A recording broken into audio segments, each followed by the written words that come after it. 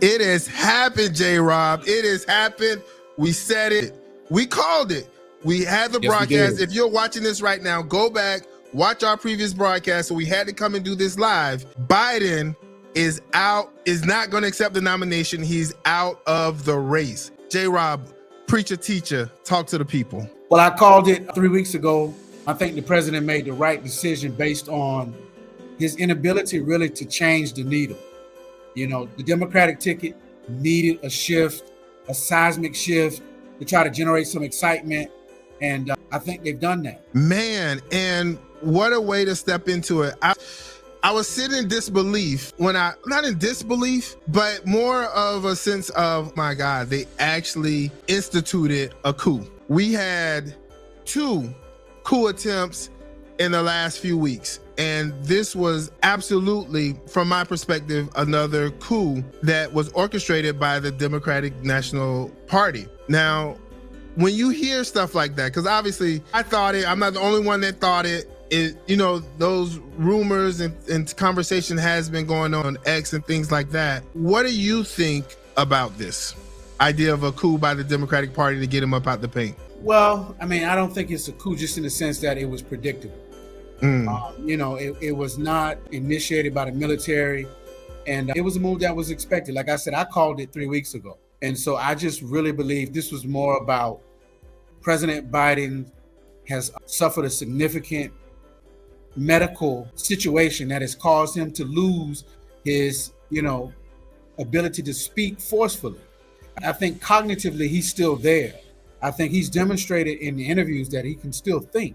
But his ability to present in an election with Donald Trump, it just wasn't there. And the DNC made a calculated decision that based on the polling and the data, they could not win with him. And I think the heavy hitters, including Nancy Pelosi, former President Barack Obama, Senate Majority Leader Chuck Schumer, they all, and including Minority Leader Hakeem Jeffries in the House, they all indicated privately, I believe, to the president that he needed to step aside in order to save the nation from the horror of a potential second Trump administration. Can, sitting back, you know, after everything, the Republican Party is calling for Biden, and I would just say the Republican Party, but these are, you know, the Republican Party, also Congress people in the Republican Party, right, are calling for Biden to step down. Where do you stand on that? Because the rumors have been swirling since the debate that Biden isn't the one calling shots in the White House, that there's this shadow government based on his mental capacities that's been running him. Because we've seen the different videos where he's either being walked off stage, he seems to be lost and confused, you know, in several videos, not just one-offs, right? So do you think he should finish out these 4 months and somehow Kamala Harris, well, let me ask you this. Is Kamala Harris in a better position to win the election if he steps down and she's President Kamala Harris? No, I don't think so, simply because it would feed into the conspiracy theories that it was somehow a coup generated by the DNC for their own political purposes. I think it would feed into that narrative. And, and I just don't think it's who President Biden is as a person, as a human being. So, no, I don't think that would aid her. Well, he said adamantly, he fought to stay in the race. You saw that, and we all saw it. You know, the calls for him to step down were loud and clear from his own party right at a couple weeks ago. What was it, a month ago now, that he had that disastrous debate? And he firmly said, I'm in it all the way up. And even yesterday, the calls were, I'm going to get back in it. You know, I'm still going to keep going. And now it's a total shift. He's stepping down.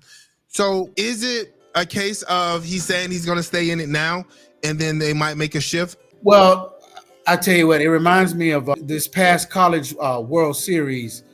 Texas A&M, gave a valiant effort and lost the championship series to the University of Tennessee. And in the press conference following, their last loss, Texas A&M coach was asked if he was going to resign and take his talents to Austin to coach the Longhorns. And he berated the young reporter for asking him that question. And then I think it was less than 48 hours later, he announced that he was going to be going to Texas. So I think it's one of those situations where, you say what you have to say in those moments, because to say anything else will upset the apple cart. And what's really happening behind the scenes is everybody who's in the know is positioning themselves and making plans ahead of the announcement. And so I think it was always the intention to first allow him to get out before the public, do these controlled interviews, and they were controlled interviews. Very controlled. That was one of the things that made me feel a little bit more solid about my prediction, was that, you know, he could have done a press blitz. You know, if he had been feeling well and had been up to the task of campaigning, and that's specifically what I'm speaking about, not his ability to govern, but his ability to campaign. If he had been up to that, then he would have been having press conferences, answering questions on the fly. He would have been doing interviews, sit-down interviews with the anchors of all of the major networks. He would have done a town hall with citizens and spoken to them directly. He did none of those things. And to me, that was, and I'm a Joe Biden fan at this point. And for me, the fact that he did not do those things, it cemented my prediction that he was going to step aside. And so I think it was very predictable. I think he did the right thing by allowing President Trump and the Republicans to have their time following the assassination attempt and the RNC. But like you said, towards the end of the convention, you know, the darts started coming back out.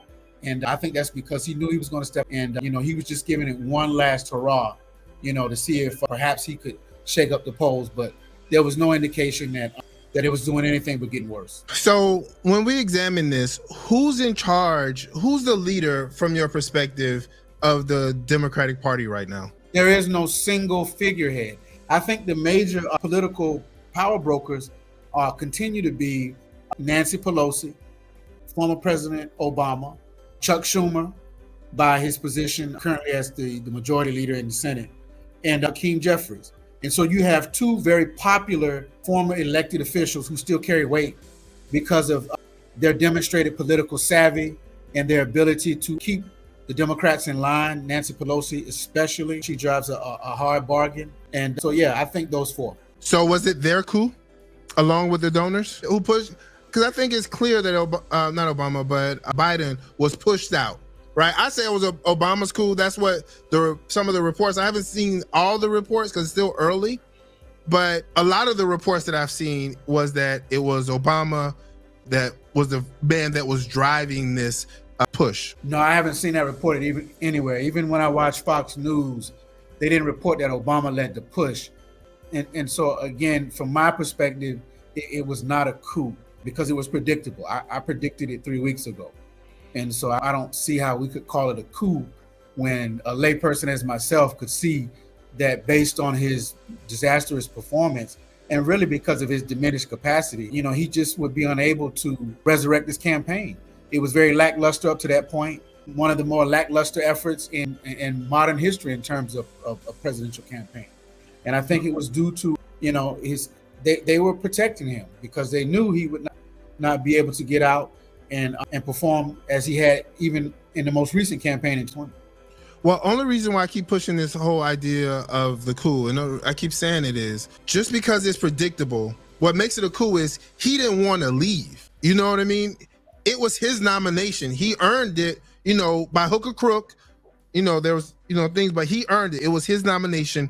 He wanted to stay in the race. And the wheels of and it reminds me a lot of what happened with Bernie Sanders. The wheels of the machine started moving and it moved against him, despite the fact that, you know, hate it or love it, the people cast their votes for Biden to be the nominee for the Democratic Party, right? Of course they could change and all that stuff, but from everything that we got from Biden himself, he didn't want to leave. Well, I believe, you know, Biden, it was certain and confident that he could do what he had done before, which is defeat Donald Trump.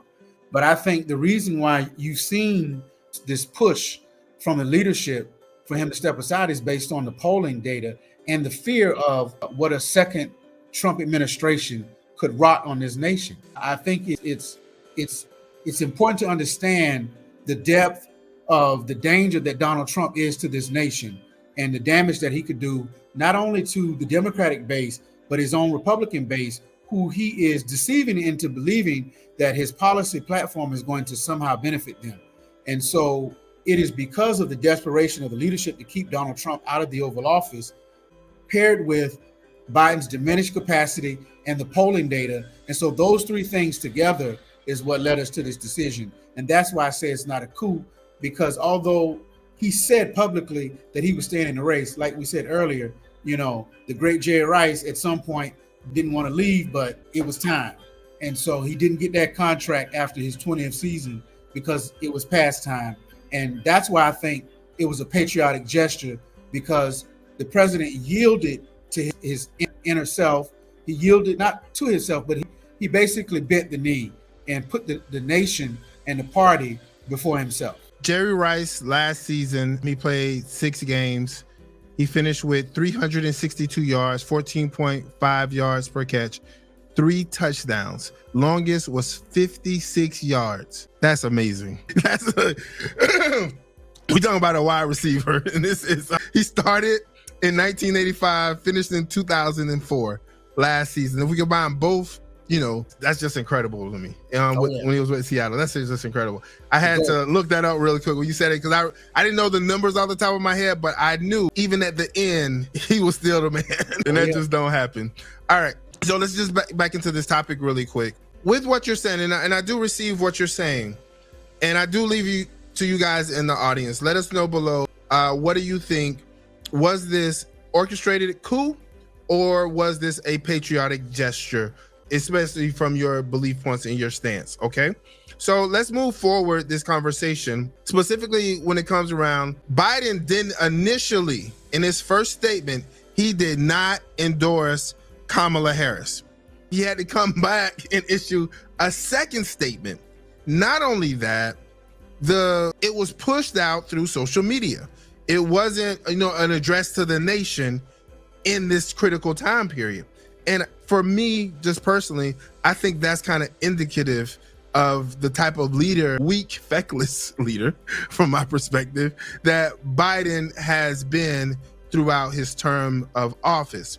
Now, what I'm going to hear from you is, what are your thoughts on how the message was delivered? And also, to follow that up, is Kamala up next? Is it a fait completa? Is it just going to be done? Or is there going to be more to that conversation of who's next? Great question. I think we have to remember decorum in this moment. I think that's something that's lost on the younger generation. And I think what we saw in the initial statement was the president allowing the space for his bowing out of the campaign to breathe.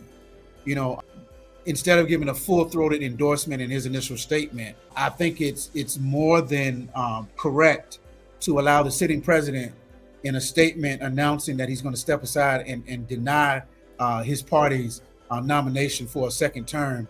That statement sits alone. And then following that up, he gave the full-throated endorsement.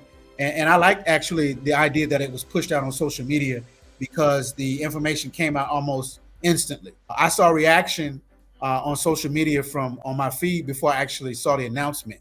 And so once I saw the announcement, I was able to deduce that that's why this person posted this and said what they said, because they had already seen this. And so I think, I don't want to call it a stroke of genius, because to me, it seemed more like the obvious move in terms of, and I think really the reason why he hasn't done an Oval Office announcement is simply because he's suffering from COVID. Yeah. And again, his diminished capacity. I think that is a very real thing. And I have to say, Mr. Perspective, this is one of the reasons why I tend to be a little bit more sympathetic to President Biden at this moment, because he's 81 years old. That is the age in the generation of my mother. And he's suffering from a physical decline. And having been, a political junkie for well over 40 years at this point, I'm familiar with Joe Biden's game. And it's obvious at this point, he's like one of the greats, who's held on a little bit too long. I wish that he had, the foresight to kind of step aside a little bit earlier and allow a more democratic process to take place for the selection of a nominee. But I think that to speak to that process, I think it's quite interesting, and you can touch on your thoughts about President Obama has not yet fully endorsed Kamala Harris. I was going to get to that. I was. But much like he did with President Biden, you remember, if you'll recall, when Biden ran in 2019 and 20, Obama did not endorse him until it was clear that he had secured the nominee, and then he got his former president's endorsement. And so you see a similar pattern here. And once I was reminded of that fact, I said, you know what, again, this is Obama understanding the decorum and the etiquette of the position that he holds. He's above the political fray. He's a former president. And so at least that's the posture. Okay. Right? Yeah, Obviously, we know that's not a literal statement, but in terms of the posturing, and when I say above, I don't mean like he doesn't participate, but he's at a higher level, even now as a former president. And so he's going to wait, because the last thing he would want to do is give a full-throated endorsement for one candidate, and then his candidate doesn't secure the nomination, thereby undercutting his own political capital while damaging the relationship with the potential new nominee. And so when I thought about it in that regard, it makes a lot more sense. Although this is where Obama disappoints me, because he doesn't stand up for the Black people, specifically when he has an opportunity, and he puts his position and the decorum of the office over the needs and the concerns of the Black people specifically. But I understand why he's doing it. I just came out on Politico that it's about 30 minutes ago or so, Obama's endorsing an open nominating process while the Clintons endorse Harris. So like you said, is it the right political thing to do? I would say yes. I would say it's actually better for, this is just my commentary. It's better for Kamala Harris, if that's who the people want, for the people to feel like they chose her and she wasn't selected. Agreed. So with that being said, an open process is actually better for her chances of first winning over the Democratic voters, or not electors. What do they call them? Delegates. Excuse me. Thank you. Mm-hmm. Winning over the Democratic delegates through that process, and then once you have them on your side, now they can go forth with a united voice. So this actually makes the most sense to withhold the endorsement until the convention, because the convention is a month away. So let everybody put their hats in. You want to jump in this, put your hat in, so you get the best candidate, and may the best candidate win. No, I agree. I think it's an example of Obama's deft political judgment. Obama's timing and his judgment and understanding of the situations is second to none. And while there's an emotional part of me that wants to be angry with him for not backing, potentially the first African-American female president, when I thought about it, strategically, it would be worse for him to back her and then she somehow not secure the nomination. And then he's made an enemy of whoever the nominee would be. And he's demonstrated that his political acumen and capital is not as strong as it once was. And so I think it's too much to risk at this juncture. It follows the same pattern that it did with Joe Biden. And so I think throughout the rest of his life, I think you'll see the same thing from Obama. He's not going to tip his hat one way or another for a potential Democratic nominee until they secure that nomination. Is it okay if I share this article from Axios? By all means, go ahead. All right. So Obama's grudge drives 24, why it matters. Many of Obama advisors pressured Biden to not run in 2016. So I was going to bring that up too. While Biden resentment over that episode has diminished Obama's influence with Biden, if Obama directly pushed Biden to not run this time, Biden aides told Axios, get out of here, no thanks. Biden aides told Axios it could make Biden even more resolved to remain the nominee. A former Biden aide, Obama already used that chat, I think, typo, in 2016 when his team lobbied against him running. You do not get to do that more than once, right? So this is just one of the, and it goes longer, growing anger and the issues that they had that dating back to 2016. And the reason why I wanted to share that article really quick, and I'll drop a link in the description so you guys can check it out on your own. But the reason why I wanted to share that is I think Obama is in front because of his political depthness more than we realize of helping direct the people in the Democratic Party. If there was ever a president that you, especially from the Democratic point of view, that, they wish they could have ran a third time like Roosevelt did, and with the opportunity, it would have been Obama. And that's one of the kind of the flaws in the system when you get something that's working and you can't continue along those same pathways, right? Because when we talk about, to kind of jump into what's next, in Russia, their president's been around for 24 years. You could see a policy fully through. You don't have to plan in the here and now. you could really get some long-term strategic thinking. And that's one of the things that has benefited China for so long, in places when you do have competent, strong leadership. So with that being said, if not Kamala, who's the pick for you? That's an interesting question. For me, there really is no, other pick at this moment. Absent, I know, but if not, let's say the process plays out. Well, let me finish. What I mean is, absent a process by which one of the potential candidates, supersedes her and earns that nomination. And so absent that process, via her position and her loyalty to President Biden, and also the strength of the agenda that they have, and the weakness of the opposition, I think it only makes sense for her to be at the top of the ticket at this moment. But if there's going to be a political process that's, somehow played out at the convention, then if someone else were to, to rise, say it be Gretchen Whitmer, the governor of Michigan. I've heard some people talk about potentially the retired senator from West Virginia, Joe Manchin, is, putting out feelers that he's considering registering as a Democrat and throwing his hat in the ring.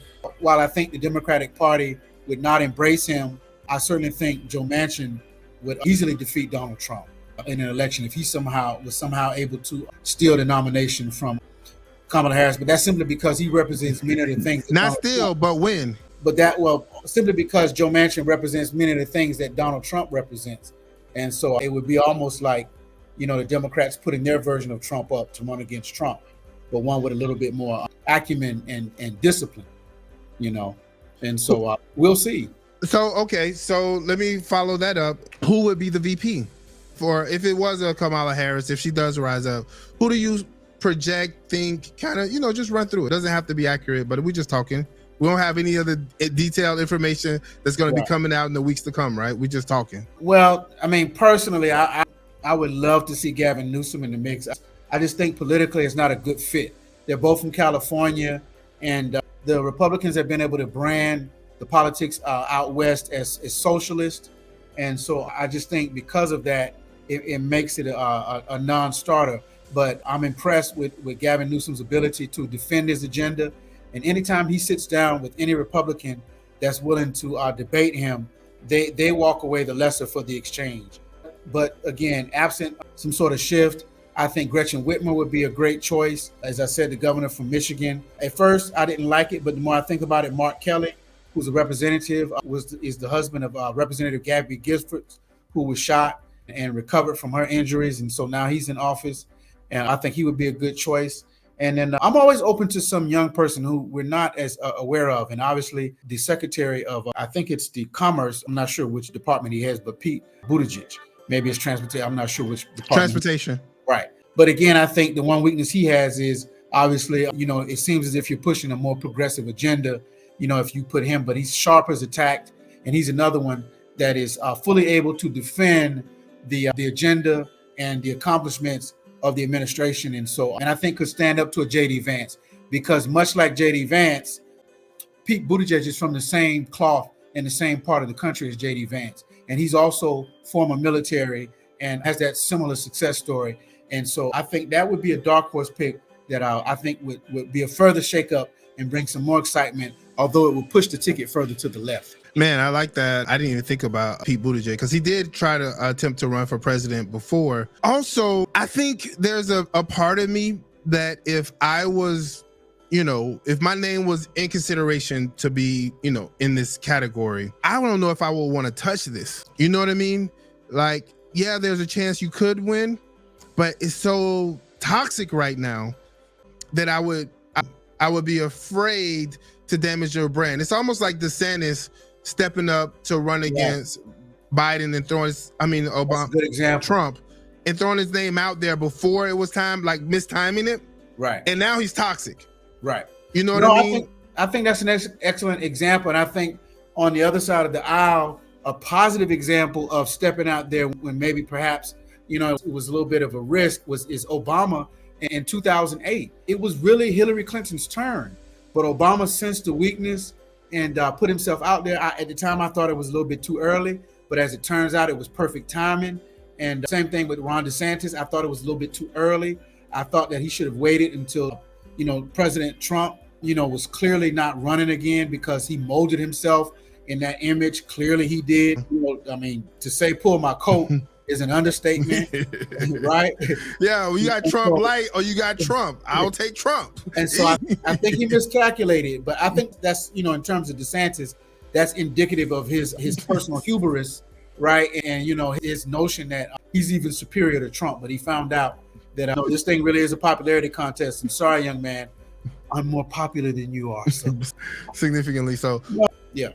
So, all right. So I think I like those thoughts. I like those ideas. When we think about, and I think this is a real question, should Biden step down? No. And I'm glad you brought that up because it gives me a chance to say that if you recall, the Senate Minority Leader, Mitch McConnell, I think had a worse cognitive breakdown. Oh my God, yes. I mean, he literally could not speak and had to be. He froze. He was froze. And it's happened more than once. Yep. Because of the delicate balance of the Senate between the Republicans and the Democrats, there was no way. And I understood at the time, absent, for lack of a better term, absent passing, Mitch McConnell was not going to resign that seat. And especially when you're talking about the executive branch, if the president really is incapacitated, there's an ability to function much like a king or a queen or monarch. If they have for those Game of Thrones and House of Dragons fans, a council that can make sure that the realm still operates. And we're so close to the election season, absent some serious illness. And I'm talking about unconsciousness and an inability to communicate at all, which would reach the threshold of not being able to perform your duties. No, I don't think he should. And from a political standpoint, I think it would be a disadvantage because if she were to become president, then she has to shift the limited amount of time she has to attend to the duties of that office and indoctrinating herself on all of those aspects, getting the daily briefings, bringing herself up to speed on what's going on in the world, those things that only the president is aware of. And even though she's vice president, there's still information and intel that only the president has his eyes on from different departments. And so I think that would be too much of a distraction for her to try to balance, securing this nomination, running her new campaign, but at the same time, taking the realm of the White House. But speaking to what you were talking about earlier with stepping out, and would you want to be, on the ticket underneath of Harris at the top, high risk, high reward. If you look at Kamala Harris, it was a similar situation when Joe Biden first announced, when she herself was seeking the nomination. And then she agreed to work with now President Biden. And so, and at the beginning of this administration, she stepped out and had some missteps and received some, I think rightfully so, some criticism, and has taken a step back and really seemed to be diminished. But look at God, as we would say. Now she potentially is at the top of the ticket. I think at least you can honestly say best positioned to secure this nomination. I think it would be a surprise if she did not. I know on X, David Axelrod, who's the former political advisor for President Obama, he tweeted that a lot of heavy hitters are coalescing around the vice president, and he finds it difficult to imagine anybody else threatening her at this particular point. I think only because he's an outsider to the whole process and experience, I think Joe Manchin probably is really her biggest threat at this point. And but I just think, there's too much water under the bridge for him and the Democratic Party. He's burned that bridge. And so I just think too many people in the party are not going to support his candidates. So that takes me to my final question. Okay. And this is probably the one I'm most worried about, to be honest with you. What happens with Biden's war in the Ukraine? Where do we go from there? Because we've been close, we talked about this a a month ago or so, maybe Right. a little bit less, where America has ratcheted up every time the amount of aid and the type of aid and even attacking into Russia, which can 100% trigger a nuclear war, because that is a big deal. So where, from your perspective, does Biden, he's been staunch, adamant that he's there to defeat Putin, so locked in on that. Does he take it to a next step? Because he does have those codes. He is the commander in chief at this point, maybe. But, does he take it a step further? No, to answer that question directly, no. I think the goal of the NATO alliance is clearly stated, as always, is to stop naked aggression. I think the reason why Biden and the United States are in such a weakened position it's a result of what you mentioned earlier, that the Russian president is able to carry out a long-term strategy around presidential elections. And so as you saw with his annexation of Croatia under President Obama, Crimea, under President Obama, and then the passiveness, basically waiting and allowing the Trump presidency to take place, waiting to see if he would be reelected before he invaded Ukraine and laying this war at the feet of Joseph Biden. And now I think you'll see, with Trump leading the polls at this particular juncture and the Democratic Party seemingly being in chaos, I think you're going to see a similar pause from Vladimir Putin to see if Trump can win, because then he doesn't want to do anything to damage Trump. And I think in a second Trump administration, you'll see Vladimir Putin fully execute his plans to take over Ukraine. And I think it's because of the energy reserves that they have in the nuclear plants. And I think what you'll see following that annexation of Croatia will be a slew of assassinations and political. Well, no, I'm talking about it'll be almost an annexation of Ukraine at this point if President Trump is elected for a second term. He's going to give license for Putin to do whatever he wants with Ukraine. And I think the president of Ukraine, Zelensky, and his administration and the soldiers will all be at risk for mass imprisonment and assassination. And so I think in the long run, that would hurt Trump. Although, I don't think he cares. No, I think it's clear, right? It's to, where is America? Is it toward globalism being the world police, or is it backtracking for that and focusing on more of domestic policy?